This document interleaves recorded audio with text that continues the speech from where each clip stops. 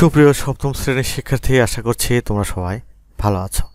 আজ আমি তোমাদের বিজ্ঞান বিষয়ের প্রথম অধ্যায় নিম্ন শ্রেণীর জীব এ অধ্যায়ের অনুশীলনীতে দেওয়া শূন্যস্থান, সংক্ষিপ্ত প্রশ্ন উত্তর, বহু নির্বাচনী প্রশ্ন এবং সৃজনশীল প্রশ্ন এক নিয়ে আলোচনা করব।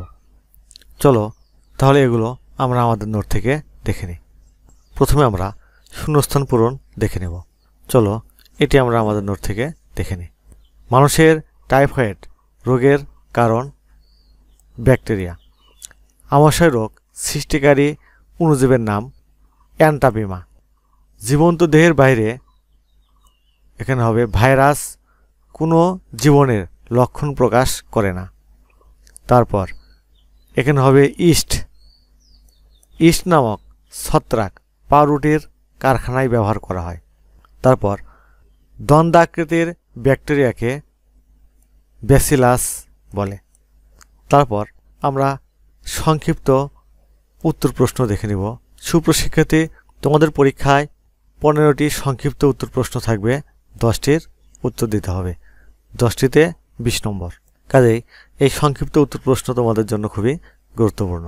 চলো এগুলো আমরা আমাদের নোট থেকে দেখে নিই। প্রকৃত পরজীবী কথার অর্থ কী? প্রকৃত পরজীবী কথার অর্থ যে পরজীবী অন্য জীবিত জীবদেহের বাইরে জীবনের কোনো লক্ষণ প্রকাশ করে না, যেমন ভাইরাস। তারপর ব্যাকটেরিয়াজনিত 4টি রোগের নাম লেখো। ব্যাকটেরিয়াজনিত 4টি রোগের নাম হলো নিউমোনিয়া, ধনুষ্টঙ্কার, রক্ত আমাশয়, কলেরা। অণুজীব কারা? যে সকল সূক্ষ্ম জীবকে খালি চোখে দেখা যায় না, অণুবীক্ষণ যন্ত্রের সাহায্যে দেখতে হয়, তাদের অণুজীব বলে। কোন কোন উপাদান নিয়ে ভাইরাসের দেহ গঠিত হয়? ভাইরাসের দেহ আমিষের আবরণ ও নিউক্লিক অ্যাসিড নিয়ে গঠিত। সুপ্রশিক্ষার্থী, এবার আমরা অনুশীলনীতে দেওয়া বহু নির্বাচনী প্রশ্ন এবং উত্তর দেখে নেব। দেখো, নিউমোনিয়া রোগ সৃষ্টি করে কোন ব্যাকটেরিয়া? সঠিক উত্তর গ, কক্কাস। শৈবাল ব্যবহৃত হয় আইসক্রিম প্রস্তুতকরণে, মাছ চাষের ক্ষেত্রে, ঔষধ তৈরিতে। সঠিক উত্তর ঘ, 3টি সঠিক। তারপর মালেক আখ খাওয়ার সময় লক্ষ্য করল আখের গায়ে লাল দাগ পড়েছে। তার বাবা বললেন এটি এক ধরনের পরজীবীর কারণে সৃষ্টি। উদ্দীপকের পরজীবী জীবটি সৃষ্টি করে রেড রাস্ট, ট্রাকেয়ার প্রদাহ, মাথার খুশকি। নিচের কোনটি সঠিক? সঠিক উত্তর গ, 2 ও 3। মালেকের লক্ষ্য করা রোগটির জন্য কোনটি দায়ী? সঠিক উত্তর ক, ছত্রাক। সুপ্রশিক্ষার্থী, দেখো এখানে একটি উদ্দীপক দেওয়া আছে, 2টি ছবি দেওয়া আছে, এ এবং বি। এই ছবি দুটি বা উদ্দীপকের আলোকে এই প্রশ্ন 4টির উত্তর দিতে হবে।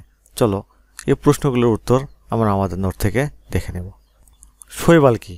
উত্তর সমাঙ্গ বর্গের প্রধানত ক্লোরোফিলযুক্ত স্বভোজী উদ্ভিদরাই শৈবাল। তারপর ছত্রাককে মৃতজীবী বলা হয় কেন? ছত্রাক মৃতদেহের গলিত অংশ খেয়ে বেঁচে থাকে বলে এদের মৃতজীবী বলা হয়। সমাঙ্গ বর্গের অসবুজ উদ্ভিদগুলোকে সাধারণত ছত্রাক বলা হয়। দেহে কোনো ক্লোরোফিল নেই বলে এরা নিজের খাদ্য নিজেরা উৎপাদন করতে অক্ষম। খাদ্যের জন্য জীবিত বা মৃত জীবদেহের উপর এরা নির্ভরশীল। মৃতজীবের গলিত অংশ অথবা জৈব পদার্থ খেয়ে বেঁচে থাকে বলে এদের মৃতজীবী বলা হয়। তারপর এ দ্বারা সৃষ্ট রোগ প্রতিরোধের উপায় ব্যাখ্যা করো। চিত্র এ একটি অ্যান্টাবিমা। এরা সাধারণত আমাশয় রোগ সৃষ্টি করে। এ রোগ প্রতিরোধের উপায় হলো যত্রতত্র মলমূত্র ত্যাগ করা যাবে না, স্বাস্থ্যসম্মত ল্যাট্রিন ব্যবহার করতে হবে, মল ত্যাগের পরে এবং খাওয়ার আগে সাবান দিয়ে ভালোভাবে হাত ধুতে হবে, হাতের নখ নিয়মিত কাটতে হবে, নিরাপদ পানি পান করতে হবে, থালা বাসন ধোয়া ও গোসল করার কাজে নিরাপদ পানি ব্যবহার করতে হবে, স্বাস্থ্যসম্মত পায়খানা ব্যবহার করতে হবে, চলাফেরার সময় পায়ে স্যান্ডেল ব্যবহার করতে হবে, পচা ও বাসি খাবার খাওয়া যাবে না, পরিষ্কার জামা কাপড় ব্যবহার করতে হবে। তারপর দেখো বি ক্ষতিকারক জীব হলেও পরিবেশের জন্য এটি গুরুত্বপূর্ণ। যুক্তিসহ তোমার মতামত দাও। উত্তর দেখো, চিত্র বি হলো একটি ব্যাকটেরিয়া। ব্যাকটেরিয়া নিউমোনিয়া, ধনুষ্টঙ্কার, রক্ত আমাশয়, কলেরার মতো রোগ সৃষ্টি করায় একে ক্ষতিকারক জীব বলা হয়। তবে এটি পরিবেশের জন্য কিছু গুরুত্বপূর্ণ ভূমিকাও পালন করে থাকে, যেমন মৃত জীবদেহ জৈব আবর্জনা পচাতে সাহায্য করে। একমাত্র ব্যাকটেরিয়াই প্রকৃতি থেকে মাটিতে নাইট্রোজেন সংরক্ষণ করে, পাট থেকে আঁশ ছাড়াতে সাহায্য করে, দধি তৈরিতেও সাহায্য করে। ব্যাকটেরিয়া দিয়ে বিভিন্ন জীবন রক্ষাকারী অ্যান্টিবায়োটিক তৈরি হয়। গবেষণাগারে জিন প্রকৌশলে এর গুরুত্ব অপরিসীম। দেখা যাচ্ছে যে পরিবেশের অনেক গুরুত্বপূর্ণ কিছু কাজের প্রক্রিয়ায় ব্যাকটেরিয়া অংশগ্রহণ করে। তাই বলা যায় ব্যাকটেরিয়া ক্ষতিকারক হলেও পরিবেশের জন্য এটি গুরুত্বপূর্ণ। সুপ্রশিক্ষার্থী, আজ তাহলে এখানে শেষ করছি।